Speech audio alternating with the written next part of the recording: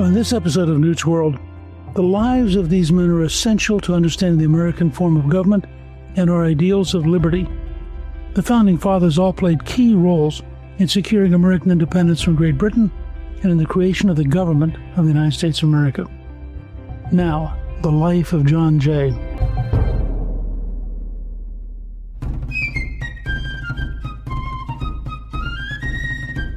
Jay was born in New York City on December 12, 1745. His grandfather, Augustus Jay, was a French Huguenot who came to America in the 1680s seeking religious freedom. His father, Peter Jay, was a merchant who retired to a farm in Rye, New York, shortly after John was born. In his early years, he was educated by private tutors and then entered King's College in the summer of 1760. King's College became Princeton much years later. After graduating in 1764, Jay became a law clerk in the office of Benjamin Cassim.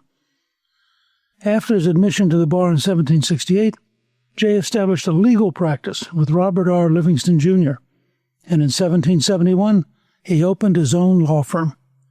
In April of 1774, Jay married Sarah Livingston, the daughter of New Jersey Governor William Livingston, and in May of 1774, Jay entered New York politics, and he never returned to his law practice. Jay initially wanted reconciliation with Britain. He advocated for a peaceful resolution.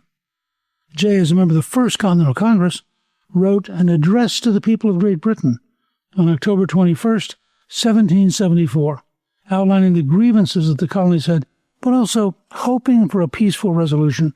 And it's important to remember that as the pattern builds towards revolution, that in fact, there are a lot of people wrestling with themselves. Do we really have to do this? And Jay was one of those people. He wrote, quote, "In almost every age, in repeated conflicts, in long and bloody wars, as well civil as foreign, against many and powerful nations, against the open assaults of enemies and the more dangerous treachery of friends, have the inhabitants of your island, your great and glorious ancestors, maintained their independence and transmitted the rights of men and the blessings of liberty to you, their posterity. Be not surprised, therefore, that we, who are descended from the same common ancestors, that we, whose forefathers participated in all the rights, the liberties, and the Constitution you so justly boast of, and who have carefully conveyed the same fair inheritance to us, guaranteed by the plighted faith of government and the most solemn compacts with British sovereigns, should refuse to surrender them to men who found their claims on no principles of reason, and who prosecute them with a design that by having their lives and property in their power, they may with the greater facility enslave you. Because America is now the object of universal attention, it has at length become very serious. This unhappy country has not only been oppressed, but abused and misrepresented, and the duty we owe to ourselves and posterity, to your interest and the general welfare of the British Empire, leads to address you on this very important subject. Know, then, that we consider ourselves, and do insist, that we are and ought to be as free as our fellow subjects in Britain, and that no power on earth has a right to take our property from us without our consent. That we claim all the benefits secured to the subject by the English Constitution, and particularly that inestimable one of trial by jury. That we hold it essential to English liberty that no man be condemned, unheard, or punished for supposed offenses without having an opportunity of making his defense. That we think the legislature of Great Britain is not authorized by the Constitution to establish a religion fraught with sanguinary and impious tenets, or to erect an arbitrary form of government in any quarter of the globe. These rights we, as well as you, deem sacred, and yet, sacred as they are, they have, with many others, been repeatedly and flagrantly violated. Jay contributed to the early draft of the Olive Branch Petition, which the Second Continental Congress wrote to King George III in 1774, as a last attempt to reconcile with Britain before going to war. Note, just the term, Olive Branch Petition.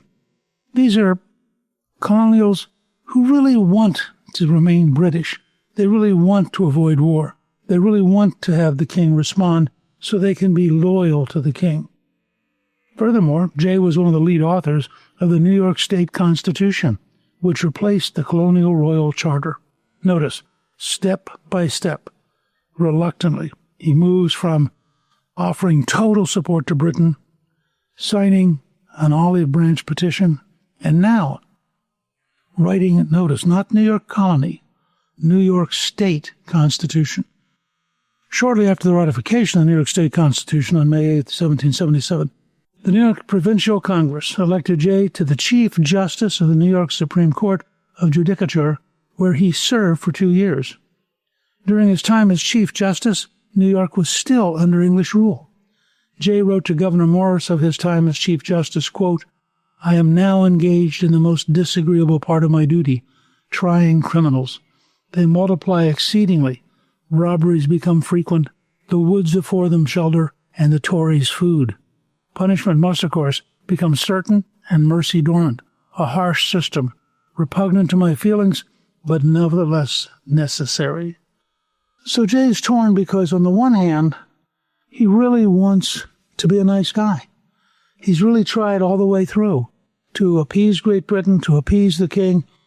But the reality was they're now in a real war, and that they're in a period where there's more and more dissolution of society, there are more and more criminals, and that many of those criminals found themselves sheltered by the Tories, who, of course, were pro-king, and who saw some of the criminals as being their allies against the rebels who were pro-American. And so Jay finds himself, on the one hand, he doesn't really want to put these people in jail, but on the other hand, if he doesn't, the whole system's going to fall apart.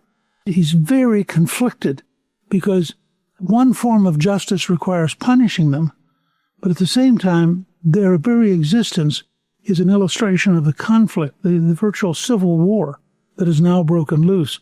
And remember that about 20% of Americans remained loyal to the king. There wasn't unanimity. The best estimate, I think, is about 40% were, in fact, committed to the revolution. At least 20% were committed to the king, and about another 40%, frankly, just wanted to go about their life and stay out of it. So it wasn't any kind of unanimous, automatic, hip, hip, hooray. And Jay is trying to balance justice, what he really believes in, with necessity, which he accepts to be true. Now, he's taken out of the court, and from 1779 to 1782, he serves as the ambassador to Spain. Now, remember, by this stage, he's the ambassador for the United States. And so he has broken decisively with England. He was sent to Spain to convince the Spanish government to recognize America as a separate nation without any success. Spain did not want to risk any kind of relationship until it became evident that Britain and the United States were going to sign a treaty and recognize U.S. independence. Spain was very vulnerable to blockade by the British Navy, and they didn't want to get into a fight directly with England if they could avoid it. Jay is continuing to think about America even when he's in Spain. And on May 10th, 1785, he wrote to John Lowell in his vision for a group of United States. Quote, "It is my first wish to see the United States assume and merit the character of one great nation, whose territory is divided into different states, merely for more convenient government and more easy and prompt administration of justice, just as our several states are divided into counties and townships for the like purpose." Now, Jay realized that we had this balance. We couldn't stay 13 separate small states without having the French, the British, the Spanish, and others trying to manipulate us. On the other hand, there's a real challenge. If you build a government strong enough to stop foreigners from exploiting you, does it become so strong that the government itself exploits you? And Jay realized, based upon The Spirit of the Laws, a book written by Montesquieu, a French theoretician, about 40 years earlier, that the best way to preserve freedom was to have 3 different and separate branches of government. On August 18, 1786, he wrote Thomas Jefferson, quote, "I have long sought and become daily more convinced that the construction of our federal government is fundamentally wrong. To vest legislative, judicial, and executive powers in one and the same body of men, and that too in a body daily changing its members, can never be wise. In my opinion, these 3 great departments of sovereignty should be forever separated and so distributed as to serve as checks on each other." Now, that was clearly Montesquieu's model, and it's one which the Founding Fathers gradually all come to agree is the right one. On January 7, 1787, Jay wrote to George Washington, quote, "Let Congress legislate, let others execute, let others judge." In other words, clear division of power between the three branches, something which, remember, we're still fighting over. I mean, you have judges telling the chief executive what he can and can't do. You have Congress and several fights with the executive branch and the judges. And that is by design. The Founding Fathers wanted a government strong enough to protect us from foreigners and a government that was weak enough that it could not, in fact, enslave us. And that's the model we're still wrestling with.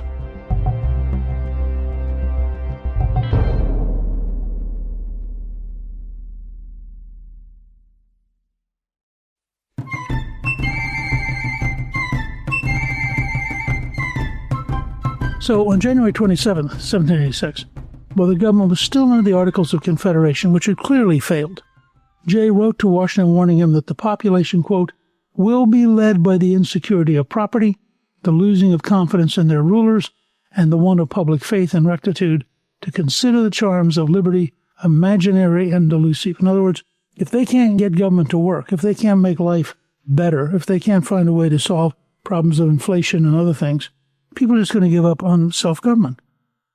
On August 15, 1786, Washington responded to Jay, writing, quote, "Your sentiments that our affairs are drawing rapidly to a crisis accord with my own."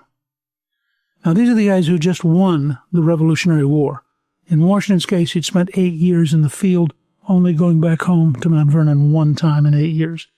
And they were looking at their great achievement of getting free from Britain gradually disintegrating because they don't have a common government and a common set of rules. The Continental Congress wasn't capable of running things, and so they met in Philadelphia in what was really a coup d'etat. They were supposed to go and fix the Articles of Confederation. Instead, they just dumped them, and they wrote the Constitution of the United States. Now, the Constitution, in order to become real, had to go out and be ratified by the people. And in order to convince the people, articles had to be written. The most famous collection, I think, the most famous and powerful pamphlets in political history are the Federalist Papers. There are 85 of them. They're remarkable. And for anybody who truly wants to understand American government, there is no better starting point. Jay wrote 5 of them, numbers 2, 3, 4, 5, and 64. His first paper, Federalist number 1, stressed the importance of government. Jay wrote, quote, "Nothing is more certain than the indispensable necessity of government, and it is equally undeniable that whenever and however it is instituted, the people must cede to it some of their natural rights in order to vest it with requisite powers." In his 4th paper, Jay wrote of the need to be united, writing, quote, "Leave America divided into 13, or if you please, into 3 or 4 independent governments. What armies could they raise and pay? What fleets could they ever hope to have? If one was attacked, would the others fly to its succor and spend their blood and money in its defense? Would there be no danger of their being flattered into neutrality by specious promises or seduced by a too great fondness for peace?" He's really trying to lay it out the way it really is, in a way that's remarkable. Now, despite all this work by Jay, there was a very absurd false rumor about Jay's opposition to the Constitution. And this is important because the Constitution is going to be adopted both in popular votes and in legislative votes all across the country. The rumor first surfaced on November 24, 1787, when the Philadelphia Independent Gazetteer reported that an unnamed source, and we're certainly familiar with this model, an unnamed source said, quote, "His Excellency John Jay, a gentleman of the first-rate abilities joined to a good heart, who at first was carried away with the new plan of government, is now very decidedly against it, and says it is as deep and wicked a conspiracy as has ever been invented in the darkest ages against the liberties of a free people. In New York, it goes by the name of the Gilded Trap, and very properly, for when we find men of the first abilities and best intentions at first taken with it, how very artfully they must be drawn up and glossed over, and who will then wonder that General Washington or anybody else could have signed it in convention? The governor of New York is very active against it, and will not call the assembly, who in that case will not meet this some months. In the meantime, the people there will have time to think for themselves on this important subject." This is clearly a report designed to weaken the support for the Constitution. It was quickly reprinted in papers all across the colonies. In response, Washington wrote, quote, "It is very unlikely, therefore, that a man of his knowledge and foresight should turn on both sides of a question in so short a space. I am anxious, however, to know the foundation of any of this." Madison, in response to this, said the report, quote, "is an arrant forgery," and warned Washington that, quote, "tricks of this sort are not unknown with the enemies of the Constitution." And I think we today have no idea how intense, how passionate, and how real the fight was over whether or not to adopt the Constitution. Once Jay heard of this, he wrote to John Vaughan on December 1st, 1787, which was printed in the Pennsylvania Packet on December 7th. Quote, "Dear Sir, I thank you for your obliging letter of the 24th ultimo, enclosing a paragraph respecting me in Mr. Oswald's paper of the same date. You have my authority to deny the change of sentiments it imputes to me, and to declare that, in my opinion, it is advisable for the people of America to adopt the Constitution proposed by the late convention. If you should think it expedient to publish this letter, I have no objections to its being done." Bam. He responded, and in 1788 he wrote a pamphlet called An Address to the People of the State of New York on the subject of the Constitution agreed upon at Philadelphia, which Hamilton cited in Federalist No. 85. Ben Franklin suggested that Jay put his name on the pamphlet as it would add weight to the document, but Jay did not take this suggestion, and the address appeared as an anonymous pamphlet. However, in a June 19, 1788 letter, his wife Sarah Livingston wrote that Jay's well-known style gave him away. And on June 8, 1788, Washington sent Madison a copy, writing, quote, "It is written with much good sense and moderation. I conjecture, but upon no certain ground, that Mr. Jay is the author of it. He sent it to me some time ago, since which I have received 2 or 3 more copies." The address summarized his arguments for the Constitution, the need for different branches of government and dangers of government vested solely in one man or one body of men.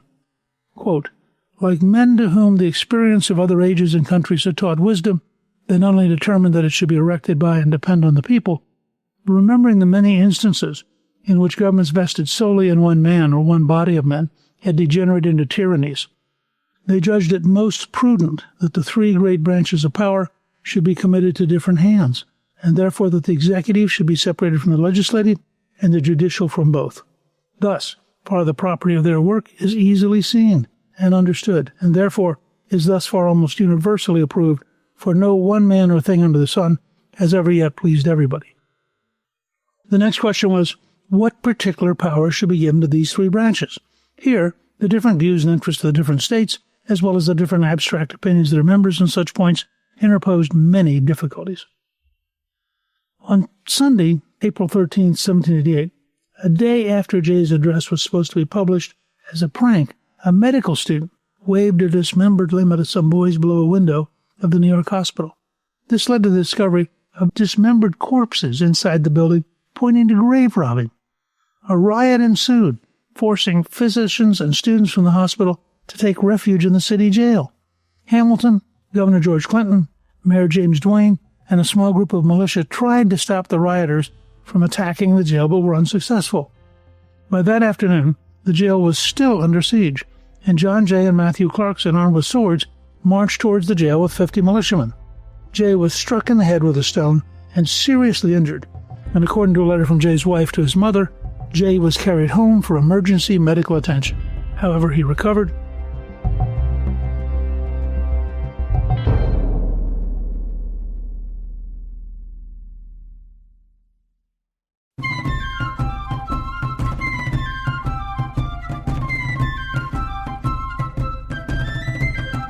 On January 31st, 1788, New York State Senator Egbert Benson proposed to the state legislature that the delegates to the ratifying convention be chosen the same number as the state assemblymen by all the free male citizens of the age of 21 years and upwards, and they meet in Poughkeepsie the 3rd Thursday of June, despite initial pushback from Governor George Clinton. Both houses passed the resolution setting elections for delegates for the end of April. Almost immediately, Jay's name started appearing on the list of potential candidates.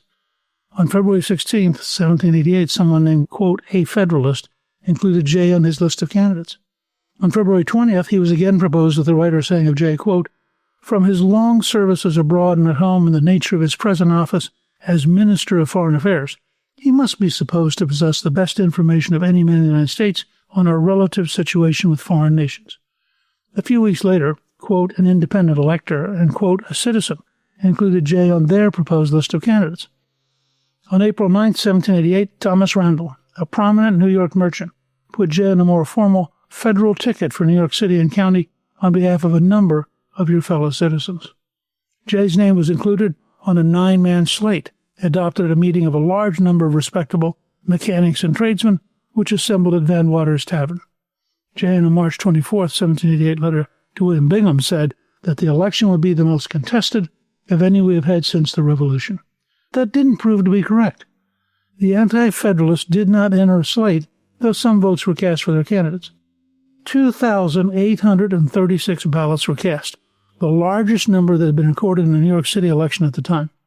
Jay won with 2,735. Now, as an example of respect and popularity, let me repeat that number.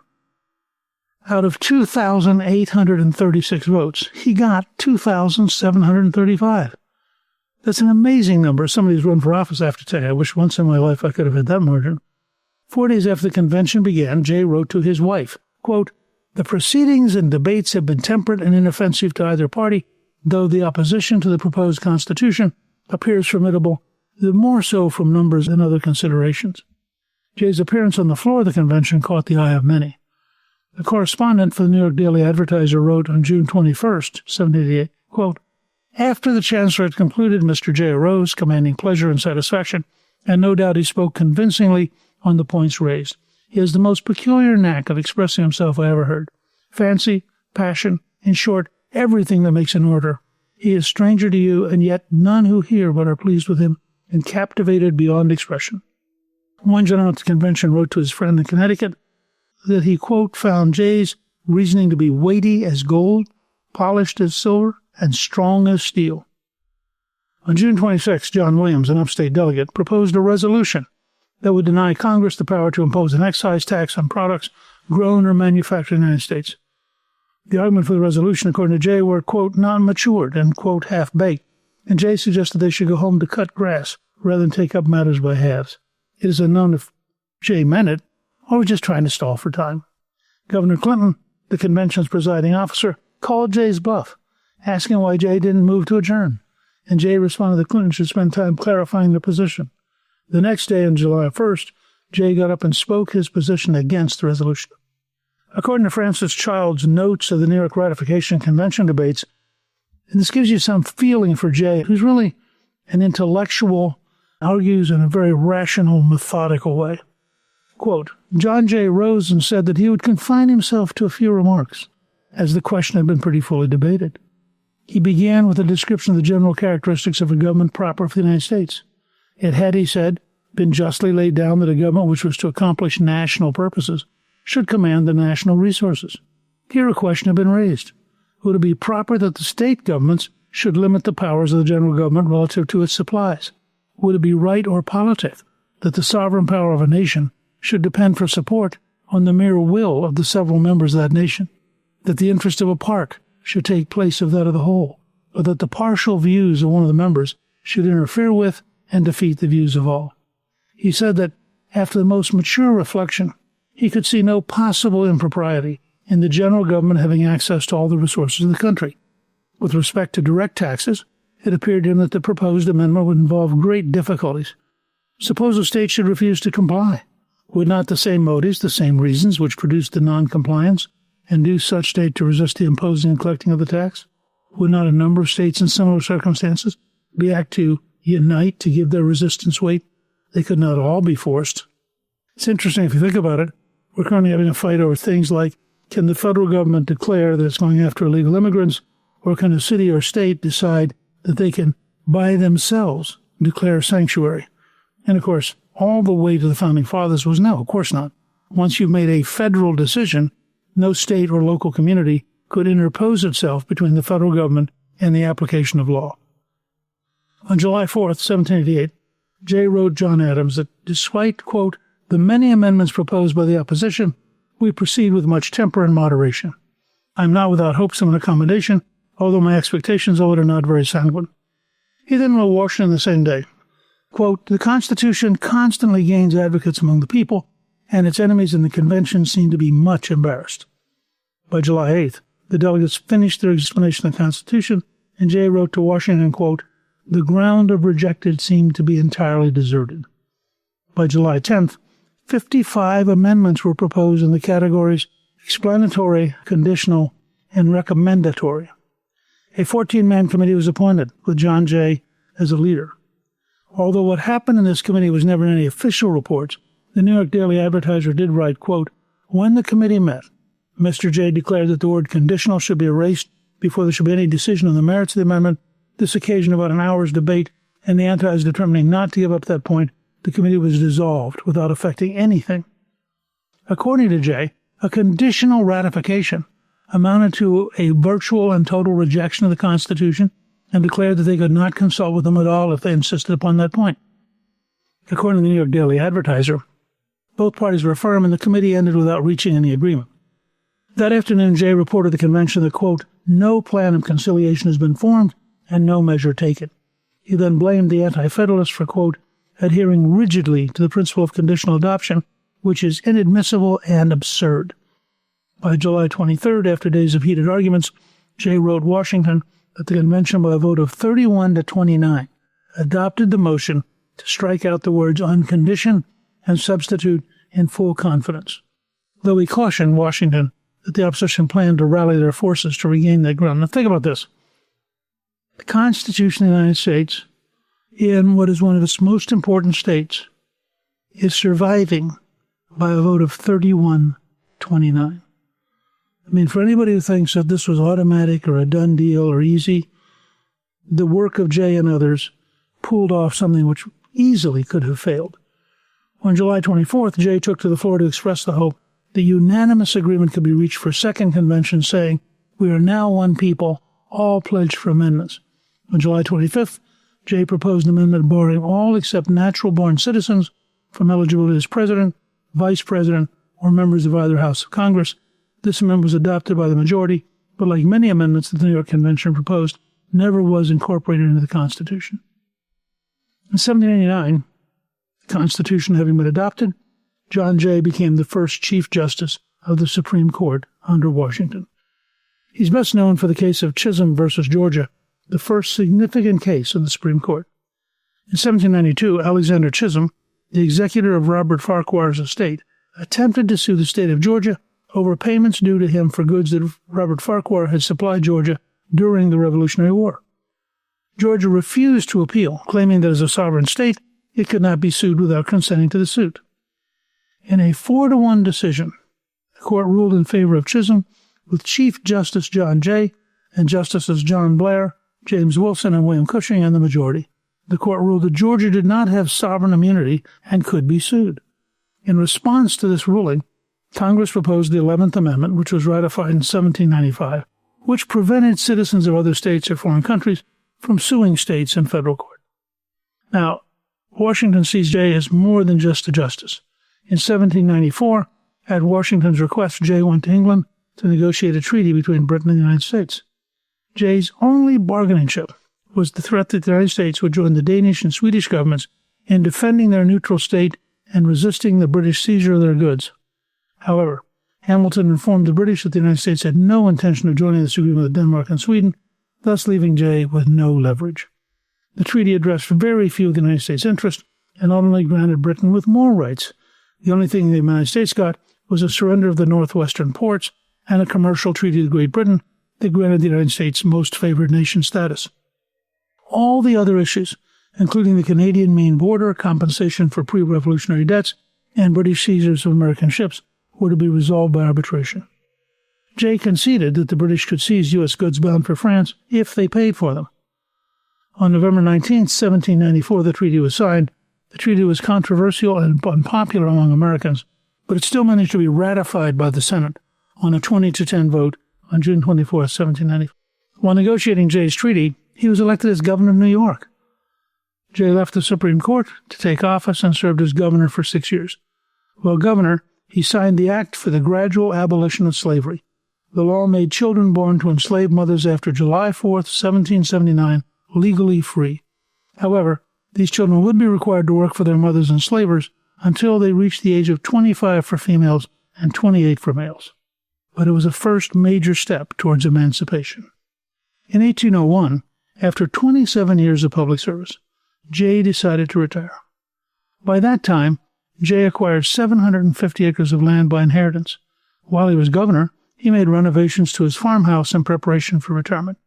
He moved there in 1801, and by that following spring, his wife Sarah died, leaving him a widower with his 3 youngest children at home.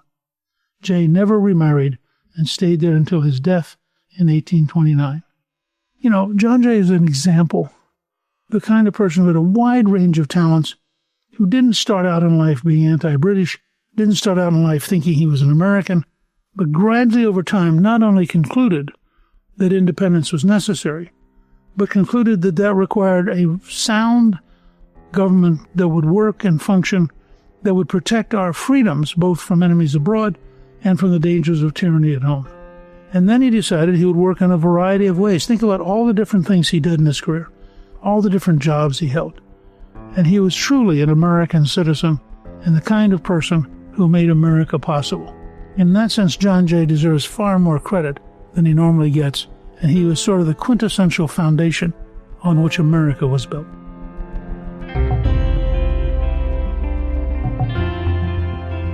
You can learn more about John Jay on our show page at newtsworld.com. Newt's World is produced by Gingrich 360 and iHeartMedia. Our executive producer is Gordon Z. Sloan, and our researcher is Rachel Peterson. The artwork for the show was created by Steve Penley. Special thanks to the team at Gingrich 360.